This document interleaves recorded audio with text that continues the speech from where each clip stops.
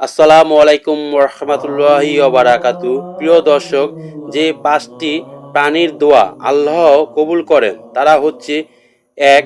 বিড়াল, ২. কুকুর, ৩. পিঁপড়া, ৪. কবুতর, ৫. চড়ুই পাখি। এই প্রাণীগুলোর দোয়া বা বদদোয়া আল্লাহর কাছে খুবই দ্রুত কবুল হয়। ১. বিড়াল। ইসলামের দৃষ্টিকোণ থেকে বিড়াল পরিষ্কার এবং গুরুত্বপূর্ণ প্রাণী। কুকুর।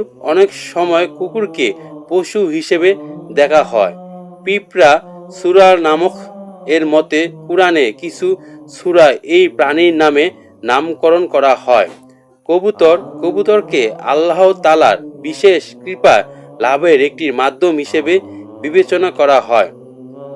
প্রিয় দর্শক, এই প্রাণীগুলোর সাথে মানুষ ভালো আচরণ করে তবে তারা আল্লাহর কাছে দোয়া করে। তবে অকারণে অহেতুক মানুষ যদি তাদেরকে কষ্ট দেয় তবে তারা বদদোয়া করে, যা আল্লাহর দরবারে খুবই দ্রুত কবুল হয়। প্রিয় দর্শক, কবুতর আল্লাহর জিকির করে থাকেন। কবুতর যতক্ষণ জাগ্রত থাকে ঠিক ততক্ষণই আল্লাহর নামে জিকির করে, দিন রাত আল্লাহর নামে ইবাদত করে। অন্য সব প্রাণীদের তুলনায় কবুতর অনেক উঁচুতে উঠতে পারে। নবী নূহ আলাইহিস সালাম যখন নৌকা থেকে নেমে প্রথমে যে প্রাণীটিকে দেখেছিলেন সেটি ছিল কবুতর। এক বিশেষ ঘটনার জন্য কবুতরকে সম্মান দেওয়া হয়, তাদের দোয়া বিশেষ মর্যাদা দেওয়া হয়। সুতরাং যারা কবুতর পালন করেন, কবুতরকে কখনোই কষ্ট দিবেন না। কবুতরে বদদোয়া দিলে আপনার রিজিক কমে যাবে, এমনকি আপনি ধ্বংস হয়ে যেতে পারেন, কারণ কবুতরের দোয়া আল্লাহর কাছে খুবই দ্রুত কবুল হয়। হাদিস অনুযায়ী মুহাম্মদ সাল্লাল্লাহু আলাইহি সাল্লাম বিড়ালদেরকে খুব পছন্দ করতেন এবং তার বিড়াল মুয়াজ্জার এর উপর একটি হাদিসও বর্ণিত আছে।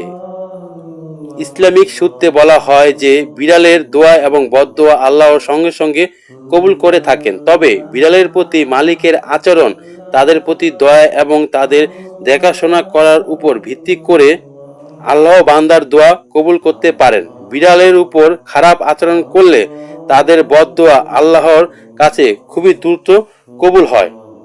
পিঁপড়ার দোয়া আল্লাহ কবুল করে থাকেন।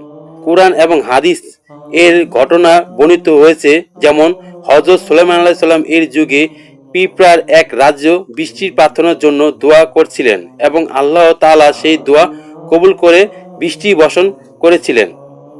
সূরা আন নামক এর এই ঘটনার উল্লেখ আছে। হযরত সুলাইমান আলাইহিস সালাম যখন পিঁপড়ার রাজ্য পার হচ্ছিলেন তখন একটি পিঁপড়া সুলাইমান আলাইহিস সালাম এর প্রতি সতর্কতা হিসেবে তার জাতিকে বৃষ্টির জন্য দোয়া করতে বলে।